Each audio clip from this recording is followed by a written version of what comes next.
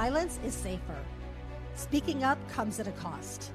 This is the Audacity Tapes, where women have chosen courage across cultures, continents, and systems of power. I'm Robin Jorgensen. Welcome to the conversation. Hello, everyone. My guest today is Dr. Andrea Mata, also known as Dr. Dre. She is a clinical child psychologist and founder of Bright Spot Families, where she works with young people and families to interrupt harm long before it becomes violence. Her work is rooted in a personal loss that forever changed her life, but her focus today is not on retelling that story. It's on prevention, accountability, and what we owe young people before they're written off. Dr. Dre, welcome to the Audacity Tapes. Hello, hello. Thank you so much for having me. Yeah, I'm excited for this conversation. Me too. So we tend to talk about violence after the moment it explodes, right? There's a loss of life, family is shattered, the damage is done. What we rarely examine is everything that happens before that. And you've built your life around that. Mm-hmm. So why are we so resistant to looking earlier in the process?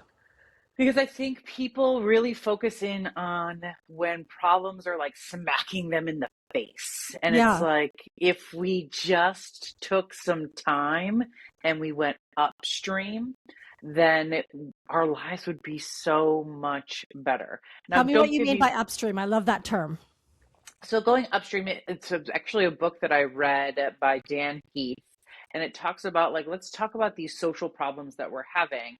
And when we look at them, there's all of these intervention points. And the further that we can go upstream, so like here's the problem and it's smacking you in the face here. Yeah. But if we go further upstream, there's so many intervention points that we could kind of intervene. Got it. But what we do is we intervene here when it's already smacking us in the face. Right. But if we go upstream, we can prevent problems from ever happening. And then life is so much easier. And I think one of the reasons why people don't go upstream is because in order to go upstream, you have to know what you have to do, and you have to put in the work before it's ever a problem. And most people don't want to put in the work before it's ever a problem. Talk about some of that work and what that looks like. So I think the biggest thing, the one that I'm focusing a lot on right now, is parenting. Mm-hmm. So I call parenting like a front-loaded activity. So if you put in all the work when your kids are younger, and don't get me wrong, like, you can always recover as a parent. I don't care what you did 5 seconds ago, 5 minutes ago, 5 months ago, or 5 years ago. You can always recover as a parent. But if you do it earlier on, well, then, like, these practical principles of parenting, if you do them earlier on, well, then parenting is going to be so much easier. Like, I have a friend, and she came and she stayed with me for like 4 days, and she just looked at me and she's like, "Your kids listen to you." And I'm like, yeah. Like that was foreign or something. Right. And, like, and they listen to you on like the first time. And I'm like, yeah. And she's like, "How did you get them to do that?" And I was like, well, ever since they were really, really young, we didn't allow them not to listen to us on the first time. And so we had to put in the work then, and we had to keep reminding them and like, hey, like, and we had to put in the work. But now the advantage is, and our reward for putting in that work is, our kids listen to us on the first time. Yeah. And I do think it's the same thing in the workplace as it is in the home, right? It's sometimes it's so much easier to do something yourself versus train an employee or train a child the right behavior. Because that does take work and effort. And a lot of times it's just like, and you just kind of brush it off, but then you get what you get because you brushed it off. You know what I mean? Exactly. Yeah, like I was talking to a couple just yesterday, because I do couples therapy as well. And I was talking with a couple, and the husband was like, "I just need you to give me a list."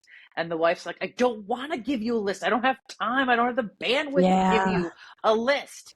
And I looked at her and I was like, "But I get it. Like, you're burned out, you're exhausted, you're tired, you don't have margin to create this damn list. Right. But if we can create this list and get you a little bit of margin, and you can create this list, well, then he can do what you need him to do based off the list for eternity." Right.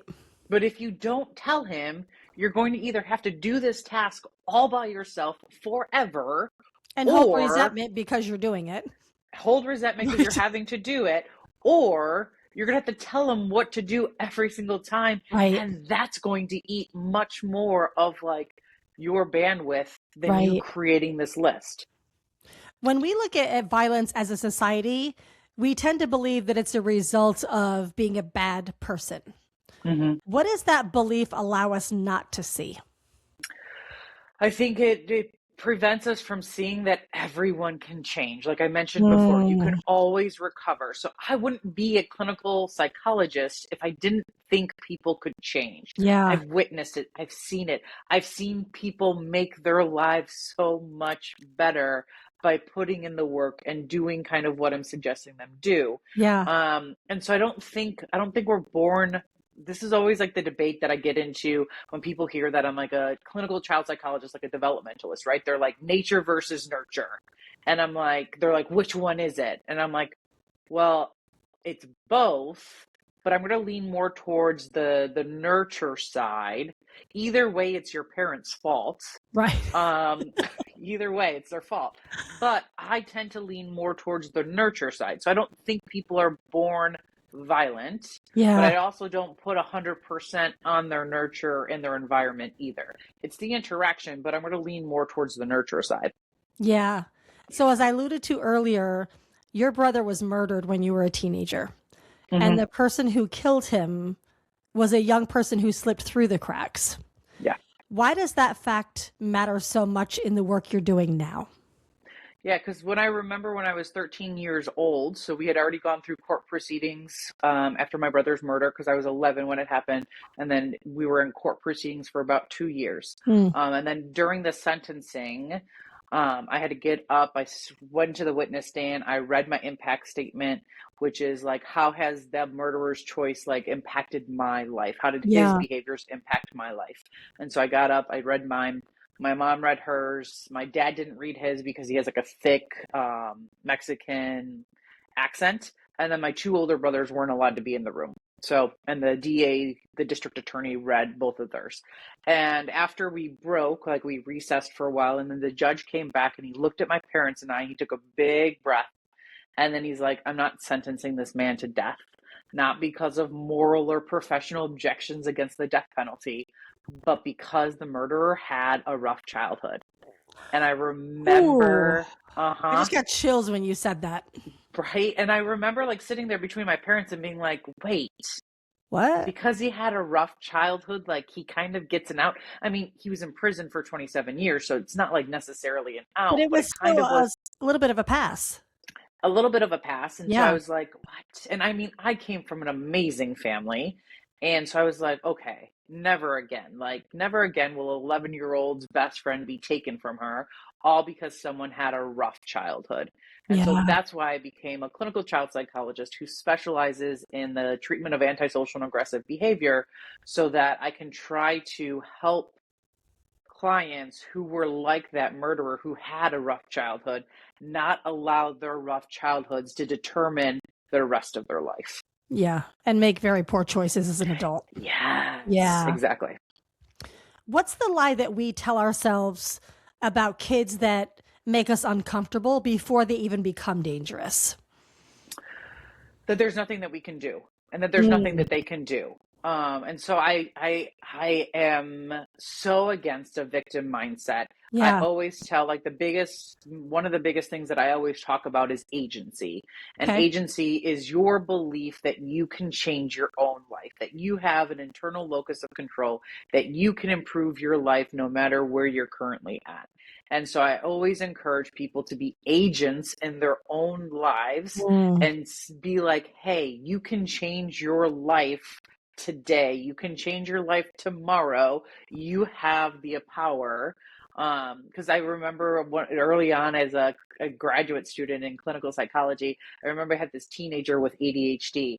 And every time she came into my sessions, she'd just be like, oh, I have all these things and I can't do them because of my ADHD. And no.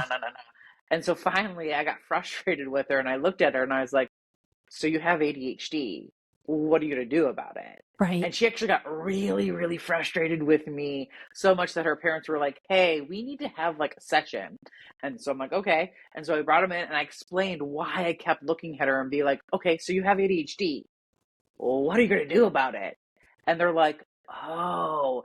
And once she realized like why I kept saying that to her and that she could be an agent in her own life, then she started bringing in like her school project into the therapy office. And we're like, okay, how are we going to tackle these together?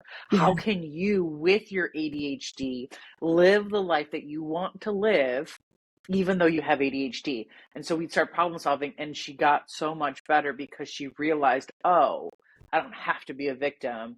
I can do better. I can be better. I can live the life that I want to live. And I do think, and I've seen this and I'm guilty of this myself. As parents, because you want the best for your kids, if they have special circumstances like ADHD or whatever those are, sometimes you can tend to not cuddle, but you certainly can accommodate whatever that is in any given situation and basically let it ride versus calling that child forth and no longer allowing them to use whatever that is as an excuse and call them up to being something greater and incorporating that as they do it. Yeah. And I think like it's helping them figure out like, okay. And so I use that phrase now a lot of the time. So you have blank. Yeah. What are you going to do about it? Right. Love it.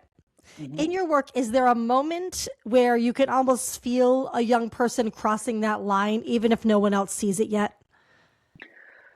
Like crossing the line Toward dangerous behavior, toward bad behavior.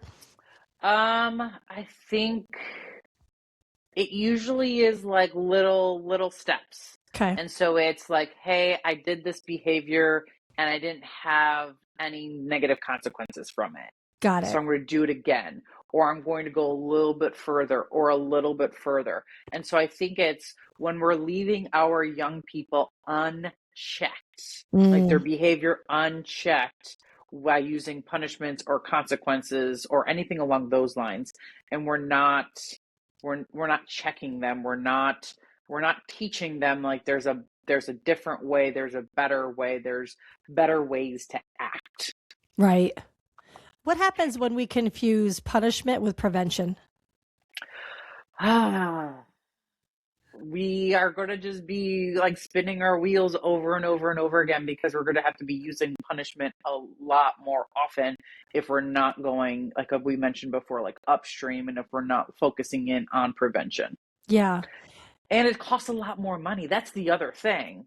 It costs so much money when you have to focus in on punishment and you have to focus in on the problem that's smacking you in the face right now versus if you went prevention. Prevention tends to be a heck of a lot less expensive. If we're being honest, who is prevention actually inconvenient for? It's the leaders, the managers, the parents. That's who prevention is inconvenient for because they're having to put in the work before it's kind of smacking them in the face. Yeah. But I tell clients all the time, I'm like, look, you can either spend time with your kids when they're young or put in the time and the money in then, or you can put in the time and the money and a lot more money in my office and Your with choice. me on a weekly basis. You choose, right? But like do the work earlier on, not later on. Even though I'm like awesome to be around, I think you'd rather just be with your kid and be able to do things that you want to do and not have like someone that's like direct and snarky, telling you what to do instead. You've been doing this for decades. What do you see? Do you see any patterns or increase in behavior based on the society that we currently live in? Whether that's electronics, whether that's the messaging we get externally from society as a whole.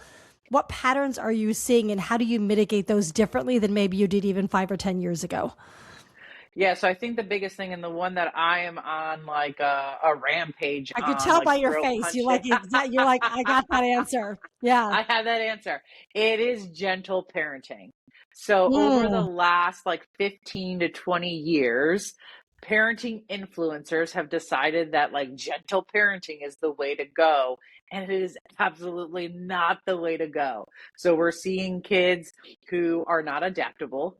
We're seeing kids that can't take not getting their way. We're seeing kids who think that they should be the boss like the next day and they should get whatever they want. They think they're their parent or on the same level as their parent. And we're just seeing a lot more like disrespect and anxiety just coming at us at freaking huge rates because of gentle parenting. And so that's the big thing that I've been focusing a lot on is speaking out against gentle parenting because it just doesn't work. So describe that for me. Like if you're, a fly on a wall in a gentle parenting household, what are you seeing? What does that look like? Yeah.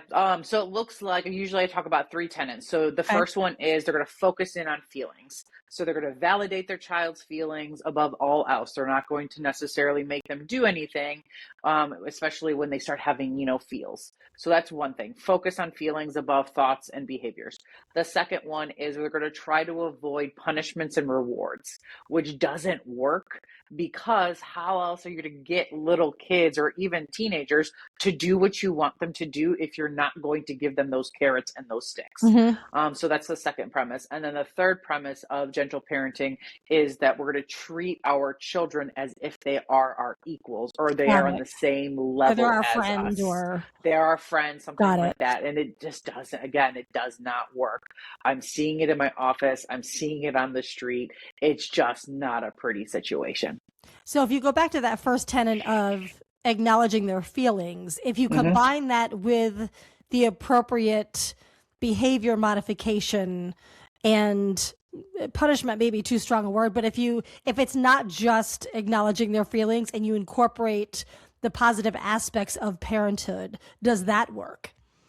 Yes. So I would encourage, the one thing that I encourage families to do is that you can validate your child's feelings. You can be like, yes, I know this is frustrating, but you still have to do this. Yep, got it. And so you're still having those expectations. So the framework that I usually practice from is you want to set high expectations within the context of the warm and fuzzies. And that's the parenting kind of style that's going to lead to the most positive developmental outcomes. Yep. And here's the game changer. It's not just for parenting. It can also be in business. So leaders, managers who set high expectations and provide high support for their employees also tend to have employees who are more satisfied. They're less likely to leave. So you're less likely having to recruit and they're more productive, all of those things. When I was in corporate and I moved into upper management, one of the best pieces of advice I ever received was inspect what you expect.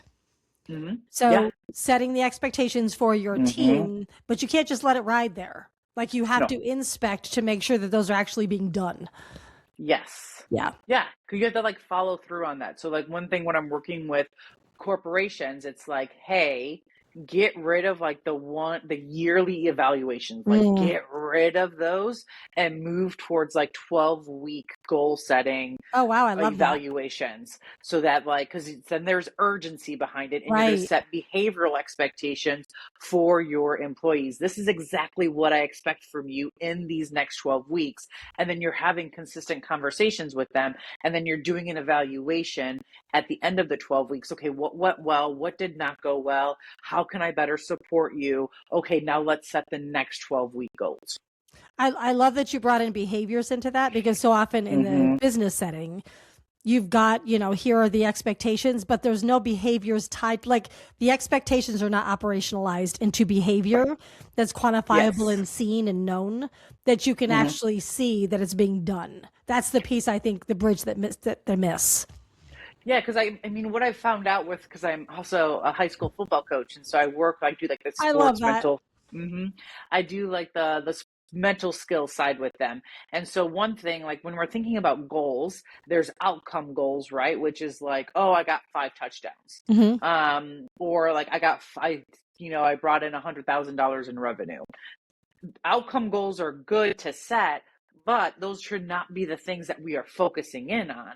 those are what's called process goals. They're weekly and daily goals, that actions that you have complete control over. Right. Those should be the expectations that we are setting, the behavioral expectations that we are setting for our employees. Like, you will call 10 people every single day.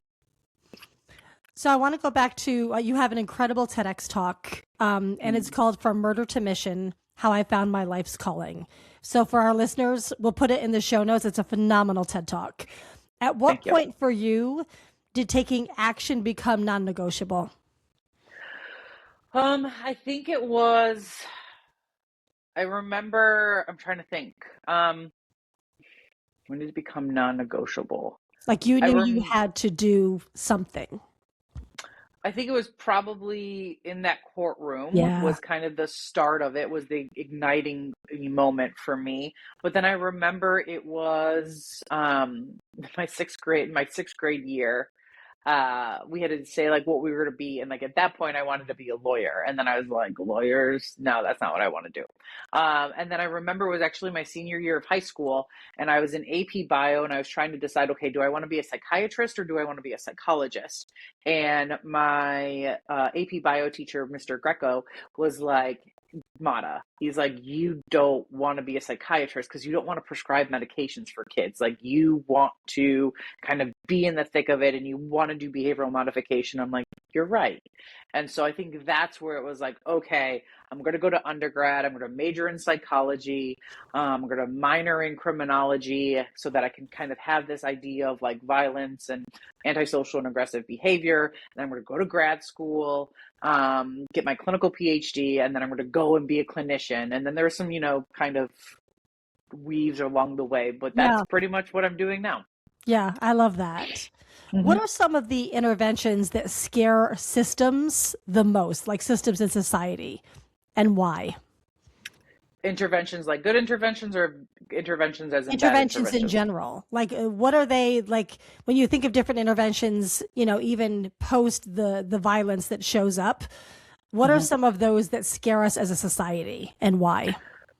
Scare us as a society. I think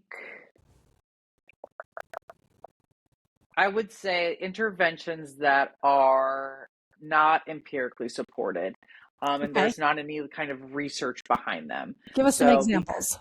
Yeah, so one of the things in schools, right? So one of the other problems, like gentle parenting doesn't work. It's not evidence-based. There's no research to back it. Then the other thing is with schools, one of the things that a lot of schools are kind of throwing their money at is social emotional learning practices, and those aren't as problematic as this next one, which is like trauma-informed schools. And so it's the idea that we're going to assume all kids are traumatized and that we're not going to like give them consequences for their actions, their behaviors. We're just going to assume that they do things because of something terrible happened to them, some kind of trauma. And so we're not going to like expect them to, we're going to kind of set the bar much lower, and we're going to give them passes at things. And so I think that's one of the interventions that scares at least me as a clinical psychologist, because I'm starting to see the outcomes of it. And what is the impact of that? I think, again, we're communicating to our children that they're not agents in their lives. They have no control over their lives, that they are traumatized. And so that leads all to more of that victim mindset that we do not want our children to adopt. Right. So as you look at your practice, so if Bright Spot Families succeeds at scale beyond your wildest dream, what breaks in the current system when you succeed at all of that? I see much more focus on families. So I would see like everyone kind of like, okay, if I want to change the world, then I need to be focusing in on my marriage. I need to be focusing on my individual coping skills. I need to be focusing in on my parenting skills and how I'm relating to other people. Like that's how we're gonna change the world, is by focusing in on our families instead of all of this other stuff that seems to be kind of taking or stealing our attention. So let's go to like our own responsibilities. So, Hmm. what responsibilities do adults carry for the violence that we claim to be shocked by? I think, well, one thing is you have this little box that you have all of the time and you're like scrolling through it, and Mm, instead of putting that box down and engaging with your spouse or engaging with loved ones or engaging with your kids, you're just scrolling, and then that leads to more and more violence. I think the other big one, oh, I just lost it. That'll come back to me. But yeah, so I think the phone is the big one. Oh, and then the other thing is, and this is one thing that just it grinds my gears, is that so many people are willing, at least, and maybe this is just the space that I'm in, like that entrepreneur space that I'm in right now, is that so many people are willing to invest money into their entertainment. So like Taylor Swift tickets, right? okay. um, their entertainment, or they're willing to invest money into their business, but they are not willing to invest money into their personal development. So, like their parenting, their health, Right. their mental health, their physical health, Where it really their matters. marriage, where it really matters, that's going to Right. make the difference. People are much more willing. I see it on LinkedIn all the time where people are like, "Oh, I'm selling this social selling course for $1,500 for 4 things," and I'm like, "Okay, cool." And then all of a sudden, like there's like 50 people all taking it in a month, and I'm like, "Oh my goodness." And then all of a sudden I'm like, "Hey, here's this like this one parenting call. It costs like $47 for an hour with other people and me," and there's like cricket. Yeah. Yeah. Why do you think that is? Is it because we haven't prioritized that as a society? Why do you think it is that we're not willing to? Is it because we're afraid of what's going to show up when we actually do the work, or is it more that we haven't prioritized it? I think it's that we don't know the ROI. Like everyone Mm, wants to know the ROI. So like if yeah. you take a social selling, class, which are, is important and those kind of things to know how to sell and blah blah blah. But like what the return on investment is You going to can be. quantify it. You can quantify it. You can't really quantify you taking a parenting call or participating in a parenting call and then like seeing what impact that's going to have, other than something that's much more qualitative data. Right. Like did you feel closer to your child? Did your child feel closer to you? Were you less frustrated by your child? Those are more qualitative Yeah. measures and Intangibles. outcomes, yes, compared to, oh my goodness, I took this social selling class and I increased my revenue by 10%. Yeah. What is the cost, not just human, but moral, of waiting until a child becomes a headline? It's too late at that point. Mm, Like, it's not too late, because I already started off this whole podcast talking about it's never too late. But I think it's going to be a heck of a lot more work. So I yeah. remember I used to be a lifeguard at a country club all through college, and all the members would find out like what I was doing. And they would look at me and they're like, "Well, why clinical child psychology? Why not adults?" Right. And I was like, "Well, because if I can get to a kid before they turn 18, there's only 18 years of muck that I have to like kind of Got trudge it. through to help Right. them. Versus if I'm seeing even like a 38-year-old, that's double the amount of time that I have to like trudge through with them in order to impact them and change their life." Yeah. That makes complete sense. When Hmm. you think about prevention, if prevention were taken seriously, whose power is threatened by that? I think, ooh, we're gonna sound a little bit, I think it's probably politicians. How so? Um, because then they don't have as much, there's not much that they can kind of ride on, or like, Got kind it. of, you know what I'm saying? Like Hmm. they want people to vote for them, But if you don't have all of the, if you have less problems, well, then they have less things to There's kind of, no their platform. platforms. Yep. Exactly. It's their platforms. Whereas now it's like, oh, we can put all this money towards, X, Y, or Z. And so again, it's less intangibles if we do prevention. So if our listeners are parents, Mm-hmm. what are the top 2 to 3 things that you want them to know that they could take away from this episode to help them parent more effectively, more consciously? Give them some tips. Yeah. So I break up my book, the number 2 parenting book, Practical Tips for the Pooped Out Parent, into 3 sections. The first one is fundamentals. So like, what is the one thing that every single parent needs to be doing if they learn nothing else? And the one that I always focus in on is consistency. Okay. So like, if you can become a consistent parent and you can show up consistently within reason, right? It's not like you're going to hit the 5 out of from 0 to 10 every single Right. day. Like, that's not what I need. I need you to be like a 4 to a 6 or something along those lines. So consistency, because what happens is consistency allows our children to form what's called secure attachments with us. Mm-hmm. And they're able to form what's called secure attachment styles, which is super important for all relationships. And so I always talk about, and the example that I give to parents is, okay, so say you go into work and your boss one day yells at you, and then the next day is like super sweet to you, and then the next day is like indifferent to you, and every day, like, you never know what you're going to get. Yeah. Their boss is inconsistent. What does that do to you? It probably makes you frustrated and like kind of anxious. And Sure. so don't do that to your kids.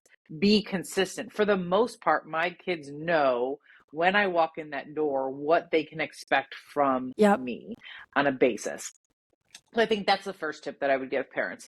Second tip, let's see, something within high expectations. Figuring out why your kids do what they are doing. So there are actually 4 reasons why people behave the way they do. Mm-hmm. People behave the way that they do because they want attention, whether that's good attention or bad attention. Please know that your child's currency is your attention. So they just want more time with you, and they're going to do whatever they have to get that attention, whether it's bad or good. So Okay. that's the first function. Second function is they're going to do things because they want to escape or avoid it. So they are uncomfortable with something, and so they're going to do something to try to get out of it as quickly as they possibly can. So this is where like you see a lot of like escape artist behavior. I recently had a therapy session with a teen, and he would tell his mom on a regular basis, like, you don't love me. And I looked at him and I'm like, what percentage of the time when you say you don't love your mom is because you truly believe she doesn't love you? And he looks at me and he goes, 30% of the time. Mm. And I was like, so 70% of the time you are telling your mom she does not love you because you're trying to get out of something. And he's like, Yeah. yep. And I was like, oh. Wow. So, so that's the second one. Third one is kids do what they do because they want something, whether it's a video game, more screen time, treats, ice cream, whatever it is, it's the tangible things. So people are to do things because they want those tangibles. And then the last one is just by far the most frustrating one to understand is, and I kind of just claim it to be, it's because they feel like it. So it's like, why did that teenager jump off the roof into a pool? Yeah. Because I felt like it. And the parents are like, that's not a good enough excuse. And I'm like, they're giving you an excuse. And they're like, no, they're not, Dr. Mata. I want to know why. And I'm like, he just told you why he jumped off the roof into the Right. pool. Because Right. he felt like it. Because it feels good. So Yeah. I think figuring out why is your child doing what they are doing, which of those 4, and then respond to it appropriately. And then the last one that I will leave parents with is, I call it the ratio. So it's, you should have 5 positive interactions to every 1 negative interaction with your child. Okay. I stole this from Dr. John Gottman. He's like a marriage Yep. relationship guru. And he can actually predict with like a 90 something Oh, wow. accuracy after watching a couple for 5 minutes. He can predict whether or not they will get divorced, Oh all my based God. off of, all based off of their positive to negative ratio. And so I want parents to have much more positive interactions with their children compared to negative interactions. And Yep. every single time that you have a negative interaction with your child, well, then you're going to have to do 5 positive things with your child To in offset. order to offset it. Same Yeah. thing goes for marriages. Yeah. Yeah. Thank you so much for those tips. Those are amazing. Yeah, Dr. Dre, thank you for coming on. This is no awesome. problem. Thank you so much for having me. Yeah, we are going to have links for Dr. Dre's website, her book. Give the name of the book again because it's the coolest title of a book ever. The number 2 parenting book, number is spelled N-O period. So the number 2 parenting book, Practical Tips for the Pooped Out Parent. The whole premise of the book is practical parenting tips and the time it takes you to poop. A mom poop, not a dad poop. Those are very different. I love that. So we will have links to Dr. Dre's website, her book, and also her TED Talk. Thank you so much for listening, and we'll see you back next time. Take care, everybody. If this conversation awakened something in you, pay attention to that. Audacity isn't reserved for a select few. It's a decision made in moments when conviction demands action. If this episode moved you, I invite you to follow the show and be part of amplifying women who are changing the world across cultures, continents, and systems of power. This is the Audacity Tapes. Until next time, choose courage.